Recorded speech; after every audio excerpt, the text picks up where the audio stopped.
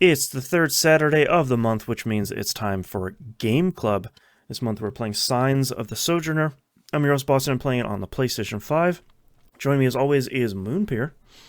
Howdy, Xbox One, Series X, whatever, the new, whatever. You know what That I mean. thing. The fridge. And Musum. Nintendo Switch. Alright, let's get all the details about the game out of the way. Released May 14th, 2020, published and developed by Echo Dog Games. Came out PC, Switch, PS4, and Xbox One. Time travel here, Metacritic 80, OpenCritic 75. I need to do peers because I got the second COVID shot yesterday and I want to go lay down. So we ask the question we ask every month, top of the pile, middle of the pack, or overlooked? Overlooked. I think the only person I remember even talking about this game was probably Vinny. Over a giant bomb. Yeah, and Yeah. I think that's it. I think I saw Waypoint talk about it once or twice. Oh, maybe Klepik. Yeah, this is Yeah. a Klepik. Yeah, but that's I had never heard of it till Boston, you selected it last month. Yeah, So. Moon has laid the blame at my feet. Apparently, he's already he's angry about something about this game. So let's turn it over to you, Moon. What did you hate about this game? Okay, so there's a lot to love about this game. Okay, let's Yes. get that out the way first and foremost. Hey, Boston, Yeah. why you gotta pick games with odd-numbered achievements? Oh my God, why do they? I didn't even check. That's on me. That's my bad. I'm sorry. 56-point achievements. 4 of them in total. Come on, guys. Come on. Like, It doesn't even add up to a 5 or a 0 if you get all 4 of them. no. Great. Man. Sorry. Oh, you're fine. I'm still trying to make up for the Moonlighter discrepancy currently in my gamer score. So you're off the hook for now until I had to pick up 3s on my Xbox One because that has every achievement ends in 3. And I was like, all right, I just need to unlock a handful of these, and that'll square me back up. Yeah. So other than that, Mm-hmm. full spoiler discussion here, folks. If you're interested in the game, go play it. If you're not, fine, whatever. Conceptually, this game is amazing. I almost swore. That's how much of a weird mood I'm in. It's such a cool idea. Yeah. Execution-wise, I have my problems. Okay. I have no idea how this game wanted me to play it. Yes. If I'm being blunt, like after the cataclysm thing, whatever that was, the big catastrophe on day 3 or 4, I lost the majority of my conversations. It seems completely implausible to me that I could have a deck to address every person. I think the game wanted me to select certain people based on their symbols and build a deck and just pursue those people. Yes. And I did not understand that for a long time. And also the flow of the gameplay was incredibly confusing to me. I didn't know if I was fighting the person when I was talking to them or if they were on my side in terms of trying to agree with the symbols. And I think it depends on the person. It seemed like it was necessary to have a few cards that revealed the other person's hand so you'd have a clue of what to play that they could match. Right.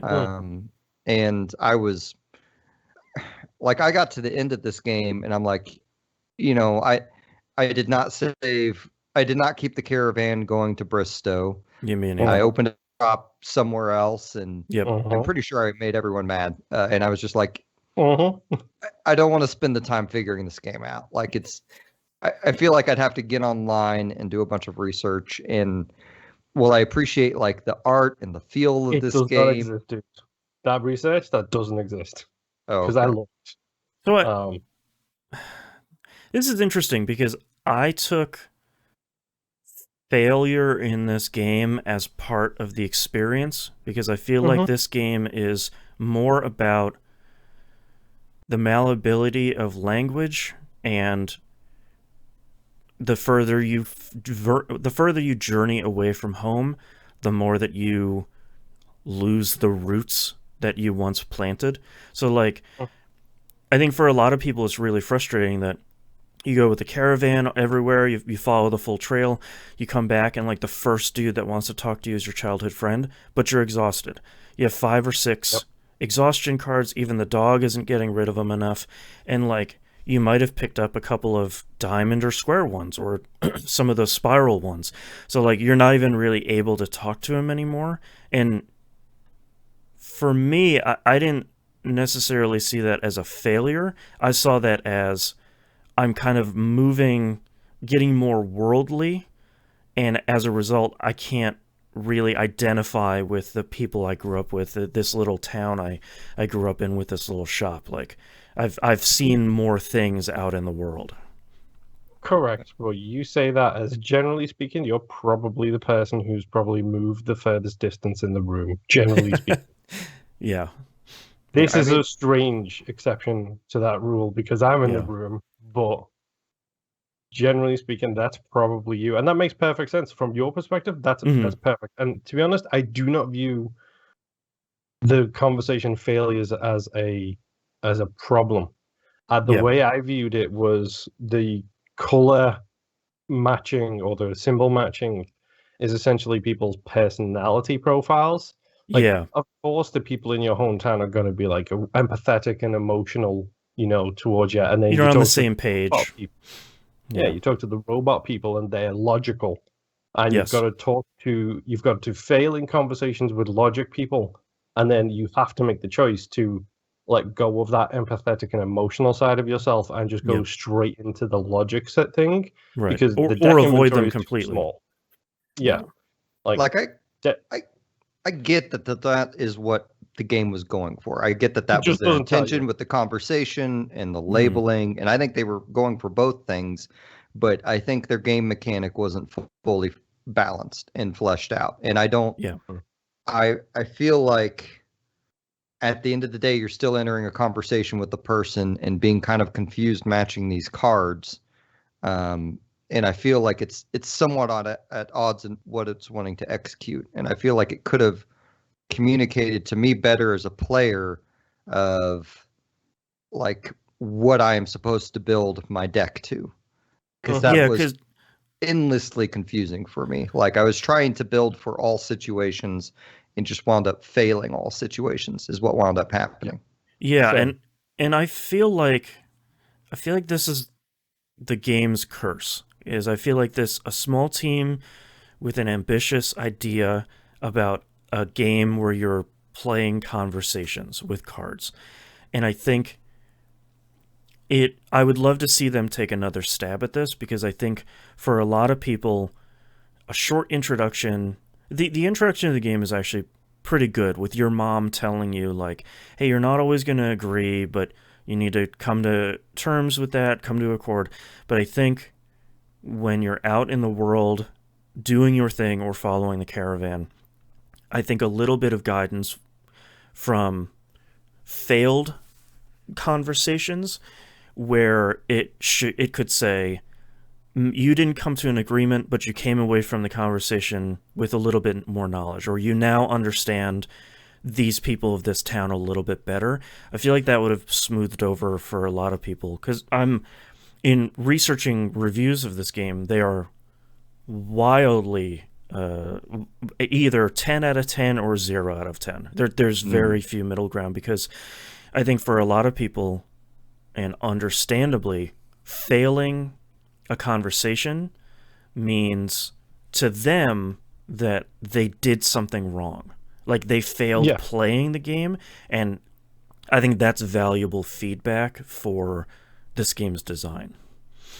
Yeah. Well, I really wanted to follow the trail of my mom's path. Like I really wanted to learn about that stuff. And, once I started going to some of those locations on the outskirts, like a lot of them were just closed doors to me. I did not have the vocabulary to engage with them. And like by the time it was time for a next trip, I had already forgotten like what symbols I needed to keep in mind to get past a conversation like that. Yeah, and that's one of my criticisms about this. Like, I absolutely loved this game, but I don't want to play it again, because I feel like I started a second playthrough pretty immediately, and right away I was like, well, all right, it's the same intro, it's the same game, and this time I could focus on crafting those relationships to go to the Oasis and figure out your mom, or go to the container area up in the upper right hand corner. Like, you could do that, but I feel like the game wasn't necessarily pushing me that way, and I'm not necessarily sure I would get a different ending. I would just maybe get a different middle part where I learn a little bit more about my mom. Like, it doesn't, it feels like no matter what I do, I would lose the caravan coming to Bristol, and I would, in my first playthrough, I moved to the, wherever that next town is with the circle, and I opened a shop there. Yeah. Yeah. I opened a shop there and became wildly successful with my childhood best friend. But like, I guess, go ahead. I was just gonna say, I guess for me, like, that's what you don't want is kind of what I want, in that I don't necessarily care about the ending. Ironically, like, the game that taught me not to care about endings is one that just got re-released that I just started replaying the other day. That by any chance come out yesterday. Yeah. Right. For anyone like, listening for me, in the future, that's Mass Effect 3. But for me, like, the story is the mom. Like, the mom affected so many people. So, like, it was an exciting thought to learn about them. But, like, every time I went to go learn about them, I'd get chewed out by the caravan. And that's partly on me, in that I should have just been like, you know what, screw the caravan. Bristow's a lost cause. I'm one person. Like, I should just follow on learning the vocabulary skills to follow my mom's trail. And, like, that is the story I wanted to experience, and I was hoping I would experience no matter what in the game, and that was not the case, unfortunately. Yeah. Honestly, I probably will give this game another shot, because I want to spend the first caravan route just talking to as many people as I can, and then I want to get to that diamond and square zone and just talk to everybody with diamond and squares and screw the triangle and circle people. Yeah, just load up on those. Yeah. That's probably what you have to do. And, like, I don't, being a bit negative towards this game, like, I don't hate this game at all. Like, I don't think I'd recommend it to someone, but I think they took a shot for the moon, and, you know, they didn't get there, but, like, they still did a pretty decent shot. Yeah. And I feel the same way, where it's like, I don't think I'd recommend this to the majority of people, but if you want to play something that's radically different, I think something that plays around with failure states in a game and what it means to succeed and how you build your story, I think it's a cool, not really experiment, but I think it's a cool shot with a small team trying it. This is one of those studios that whenever they come out with their next thing, it's like, all right, yeah, I'm definitely going to check out whatever you're going to put out next. Hopefully they'll have a second game. But yeah, it's such a unique, interesting, weird, kind of frustrating thing. Yeah.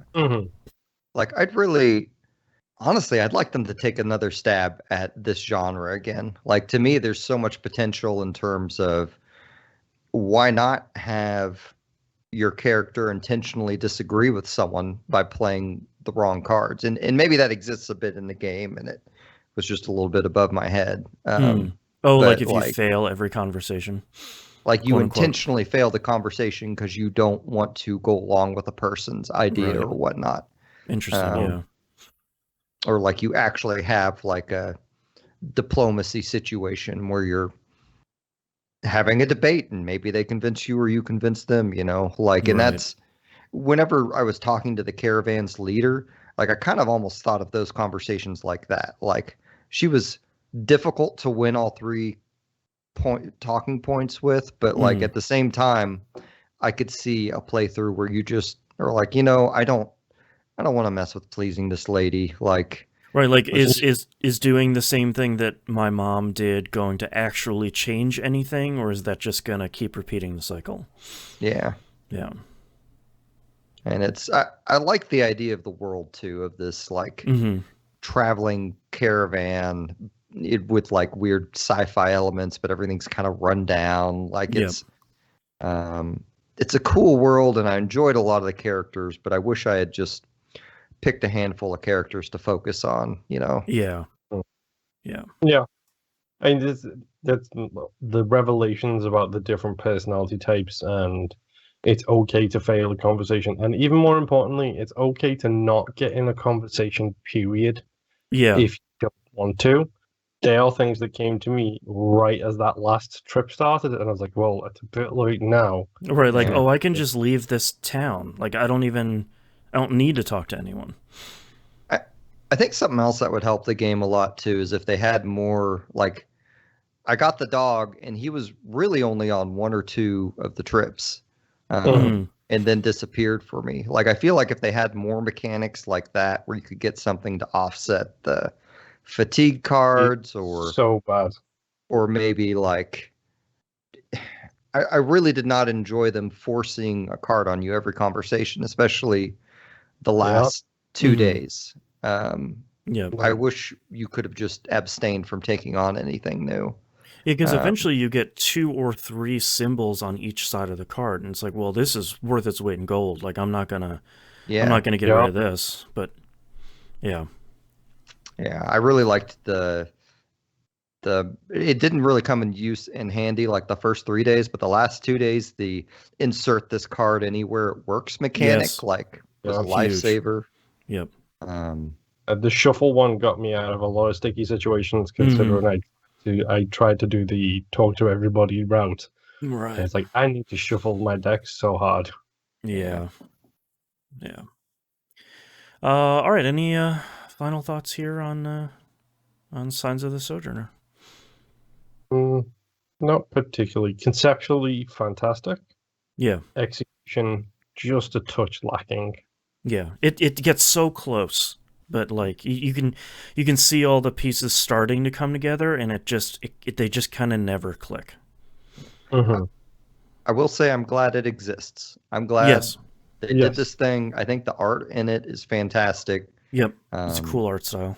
I think they went for something really cool, and I kind of hope they give it another try. I like the writing too. I think the writing is real solid.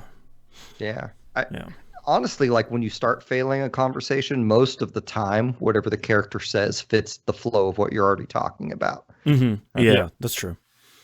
Yeah. And I think they did great there. So I don't want to put them down. Like, I don't think this game is necessarily for me, but I could also see myself giving it another try in a year or two. And if you have not played this game and you're just kind of listening to this podcast, and you like weird experimental games that maybe missed the mark, I think, wait for this to be $5 or $10 and pick it up sometime. Yeah, it's worth a shot. Like, if you want to try something that's different, like, it is really cool.